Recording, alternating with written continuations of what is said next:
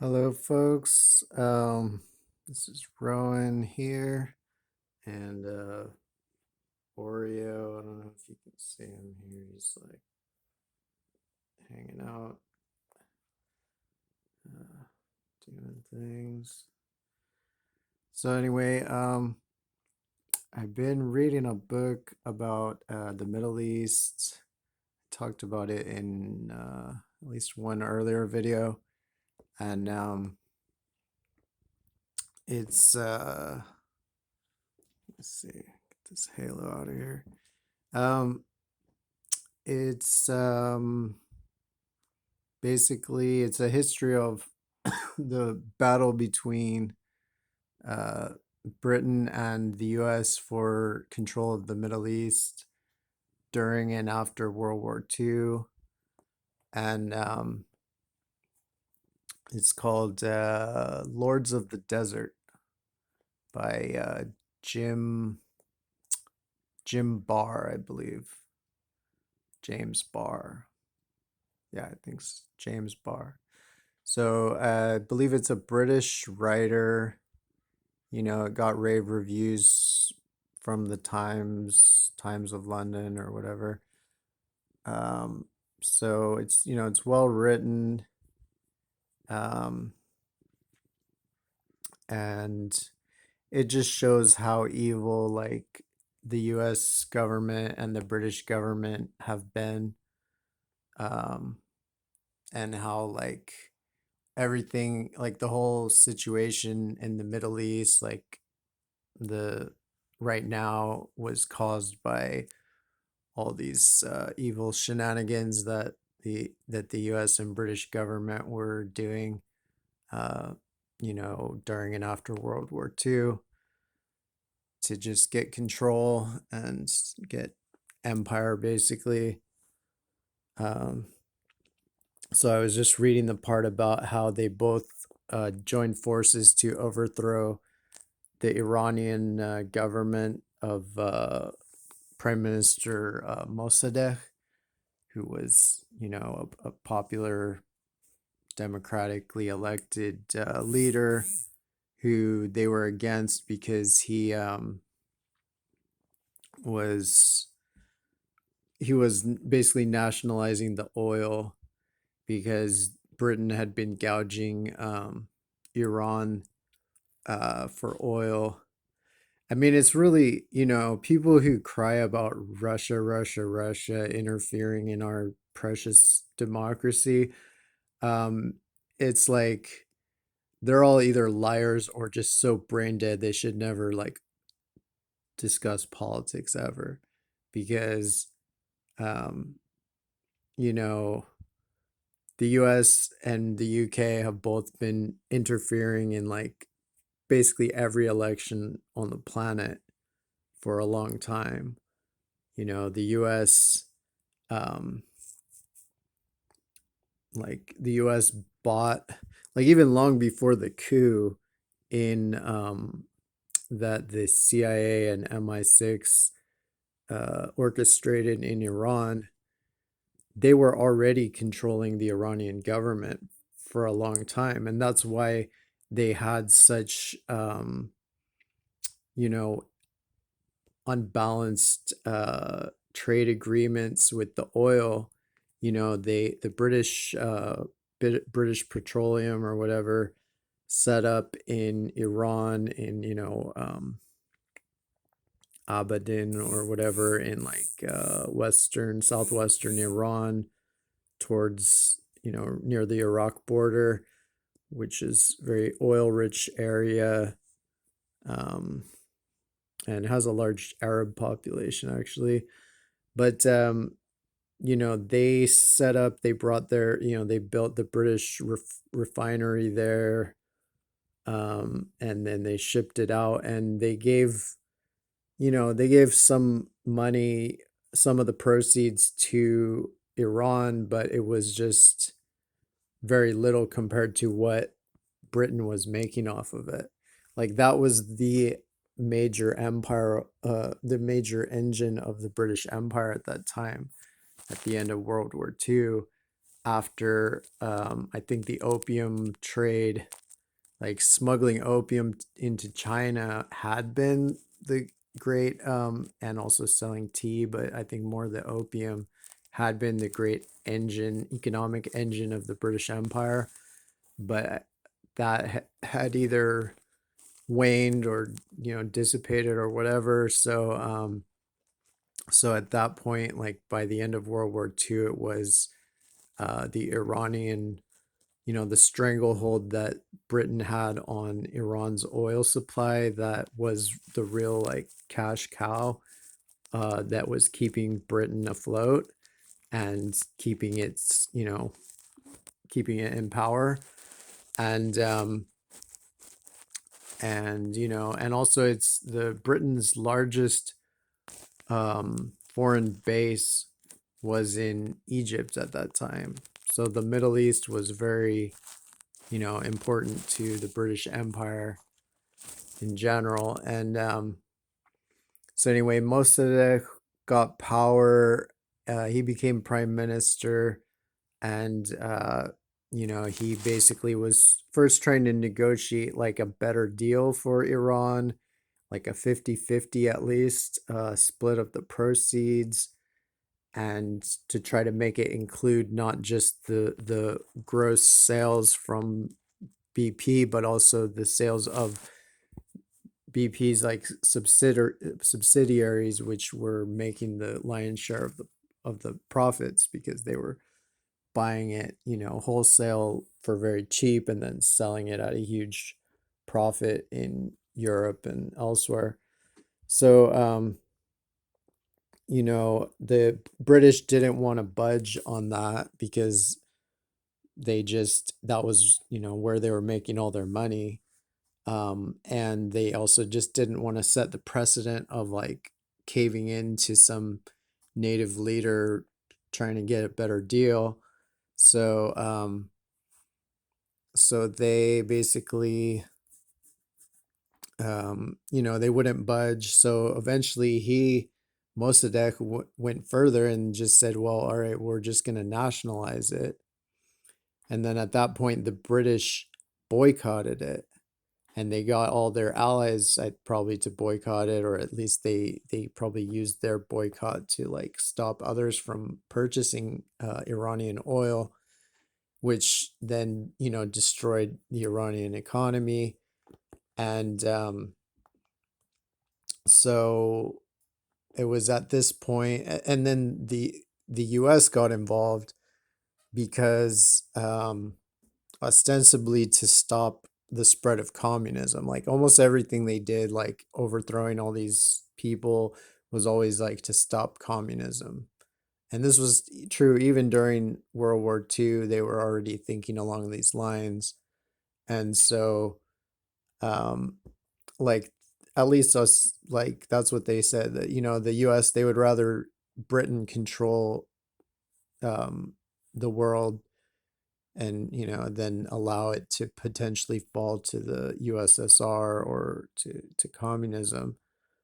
And so and I'm not sure what other specifics were going on. I know also they didn't want, like, both Britain and the US were very wary of each other's deals with different countries, because neither of them wanted to set the other to set a precedent that was too generous, for fear that they themselves would have to follow through. So when the US helped precipitate this crisis itself by giving a seemingly more generous deal to the Saudis, um, and partially in exchange for allowing them to build a U.S. air base in Saudi Arabia, which would be, one of the only kind of air bases of the U.S. in that region, and would be of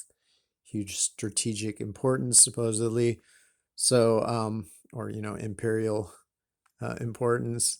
So, but that, they did a 50-50 deal with the Saudis, which then pissed off the British, because then, the Iranians wanted the same thing. So it was all tied up together, but it was Teddy Roosevelt's grandson. I think his name was Kim Roosevelt. Uh, yeah, I don't know. His name was Roosevelt, and he was, FDR's cousin, I guess. And so he was like one of the top CIA people, probably appointed by FDR, and and he was, evil as hell. So he orchestrated this coup by just stirring up, trying to turn Iran into a religious, trying to stir up like religious bigotry and traditionalism as a way to demonize um, communism, but also just to demonize Mossadegh for not towing the line and not being subservient to the West. And so they paid a lot of money. I mean, the British had been buying off the Iranian government. They had long since bought off the Shah. It's very easy to buy off like uh, political leaders, be they monarchs or parliamentarians. It's been done all through history. Um, so, it's very naive when people uh, act like the government is just naturally gonna do the bidding of the people or whatever, when there's so much money that is buying them to not do the will of the people. Um, the U.S. had just helped overthrow the government of uh, I I'm not sure if it was Lebanon maybe or Syria, um, and because it was not favorable enough to a Saudi pipeline, and so they basically gave money to some uh, officers or whatever, or some people in that country that to basically kill the. I think they killed the leader, or I'm not exactly sure, but I think they killed the leader and replaced him. So they had already done that before they orchestrated the Iranian coup. And in the event of the Iranian coup, like what they did was they paid uh, a mob to pose as to do a pro-communist um, rally and riot, so that it basically a false flag. I mean, all of this is false flag, but to do just to so that that would freak out people and make them think that communism was on their doorstep, and they made them associate the communism with Mossadegh. Um, and then they paid another mob, which was a pro-Shah mob, um, to then fight with that mob and basically overthrow the government of Mossadegh, and on the grounds of that supposedly Mossadegh was too close to the communists. Meanwhile, Mossadegh was anti-communist too, basically, um, which just shows how like populists and liberals and whatever, like if you're genuinely a populist, like just the anti-communism is such an easy way to undo everything, that it's like the only way he could have survived is if he actually maybe just became pro-communist and realized like this half-ass waffling that he was doing was just playing into the hands of the real owners of the world, which is like the US and the UK. Anyway, but that's, it's happened to many leaders since then and probably before then. So, but there was some people in that were basically involved in kind of the underworld of Tehran, um, knew a lot of the criminals And so they were the kind of rent a mob go-to people of the British. And so Franklin went to them as, or I mean, Roosevelt, sorry, went to them as well. And and basically at the end, though, the plan was so messed up that even those guys who had been doing fake riots for the British for all this time, for kickbacks of, thousands of dollars and just, or thousands of pounds, just to like get, all to support British oil interests, even they were not down with this plan because it was just too extreme and they were too worried it would backfire, or maybe they even develop some conscience or something. They weren't going to do it, even though they were offered like so much money by Roosevelt. And so they just, so Roosevelt just said, if you don't do it, I'll kill you. And that's how it happened. And so, he gave them the money too, but the only reason they did it is because otherwise he would have murdered them. And then that's how they overthrew Mossadegh, and they chased out the Shah. And rich Iranians still love the Shah. Like in California, if you talk to like, the wealthier Iranians that largely moved here, after the 79 revolution or whatever, a lot of them want to bring back the Shah. But that's probably because a lot of them are from the same families that were getting the same bribes from the UK and from the US. So, yeah. Um, and that was really one of the,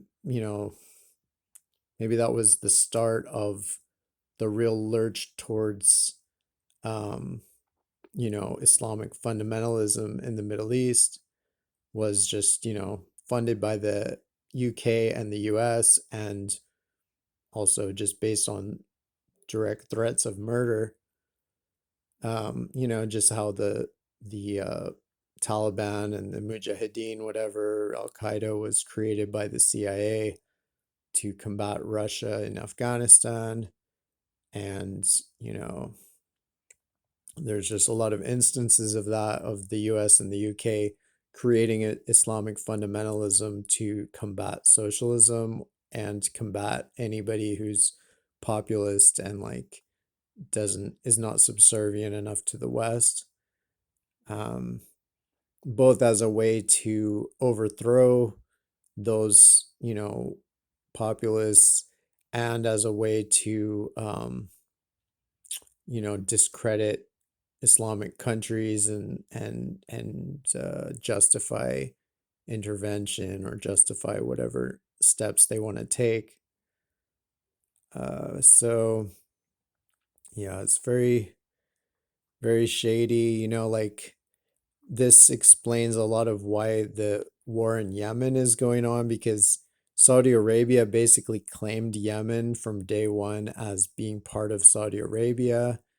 But and there's like a conflict between the US and Britain too, because Britain had the oil rights in Iraq and Iran, and the US had the oil rights in Saudi Arabia.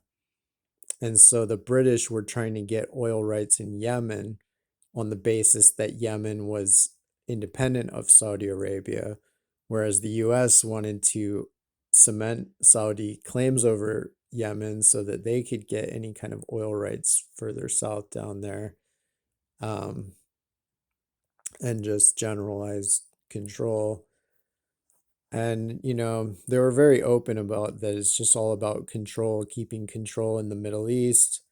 As the British were being chased out of Egypt, that was their biggest base, and outside of Britain was in Egypt, guarding the Suez Canal.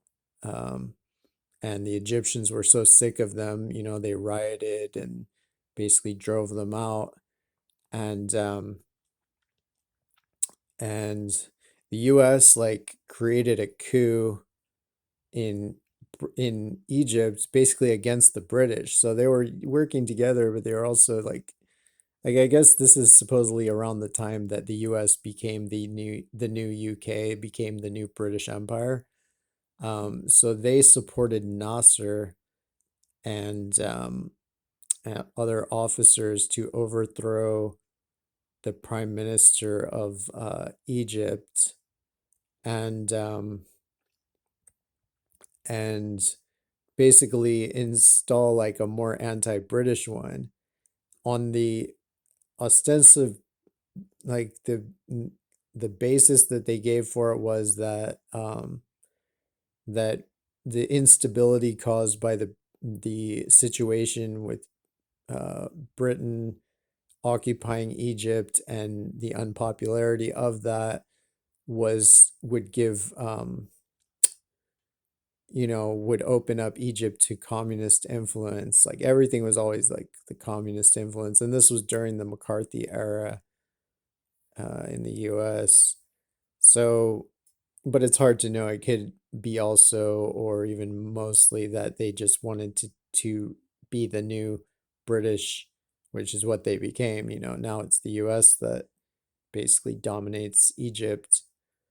Um, so, and then the British were kind of angling to, like, if they couldn't stay in Egypt, they wanted to at least stay in Palestine, and they could keep troops there to kind of maintain the peace between the Jews and Arabs.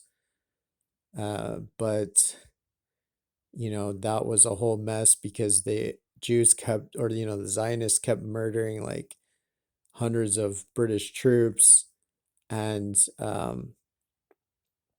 and but they were being funded by the US. So here's these two allies, the US and the UK, who had just done like D-Day and whatever together, or even this was even before that and during that. They were, you know, the US, like people in the US with more or less the support of the authorities, were massively funding the Zionists in Palestine, were probably the biggest source of funding, or one of the biggest sources of funding. And so that funding was going directly to just like massacre British troops there during and after the British campaign against the Nazis.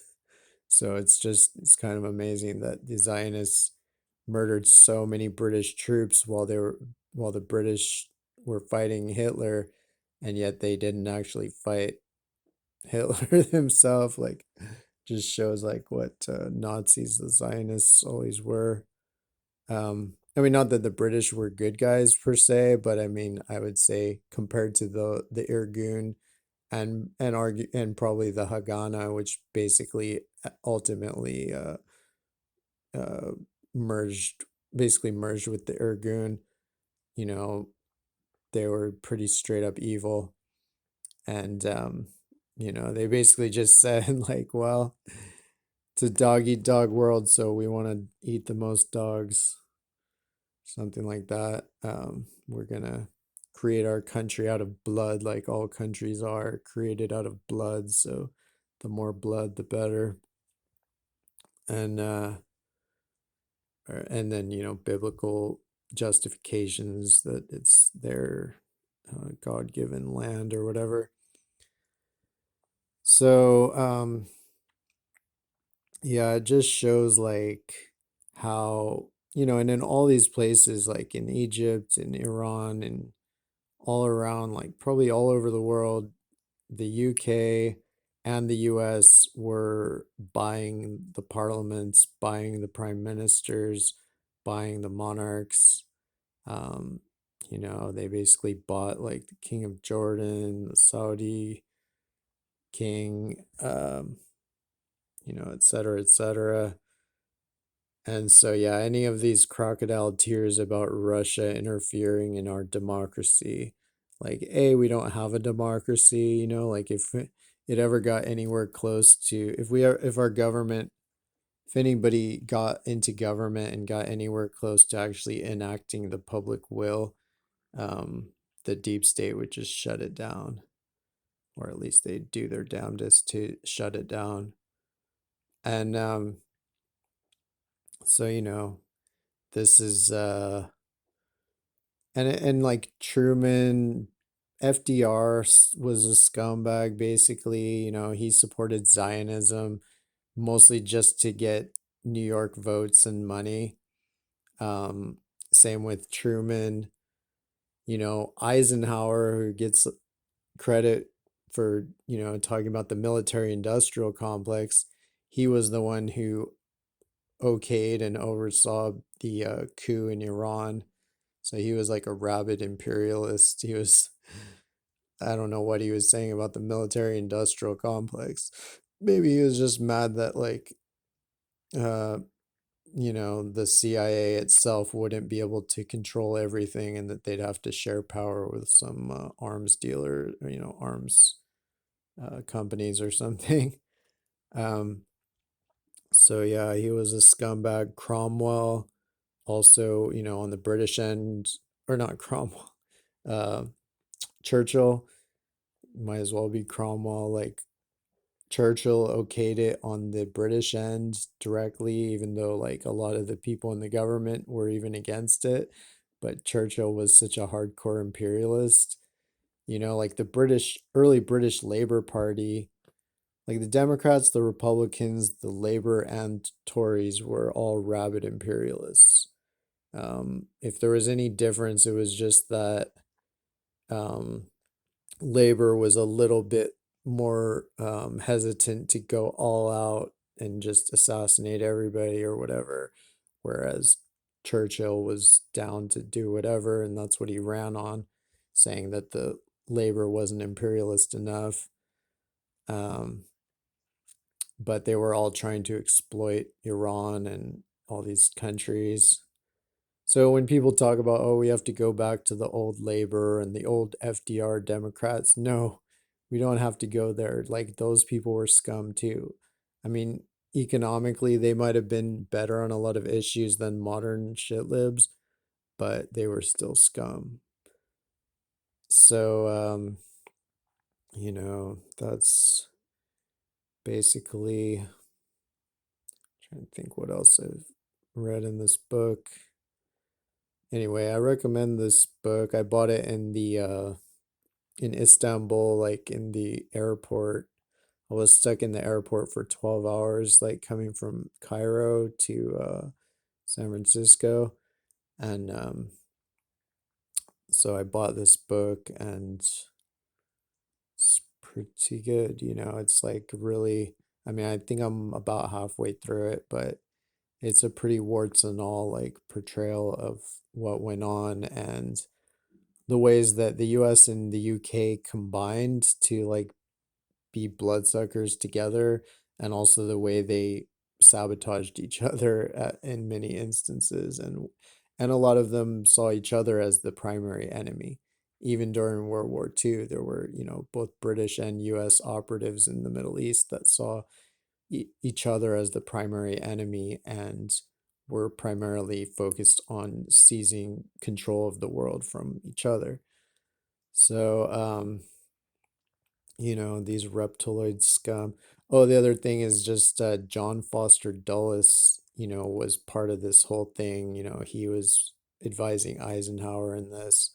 He was rabidly anti-communist, and his brother, like John Dulles, or I forget what his brother's name was, but I think they were both Skull and Bonesmen from Yale, and John Foster Dulles's explicit policy that he was promoting was uh, nuke first to stop socialism and communism, like not even preemptive, but just nuke places that to stop them from being communists or whatever.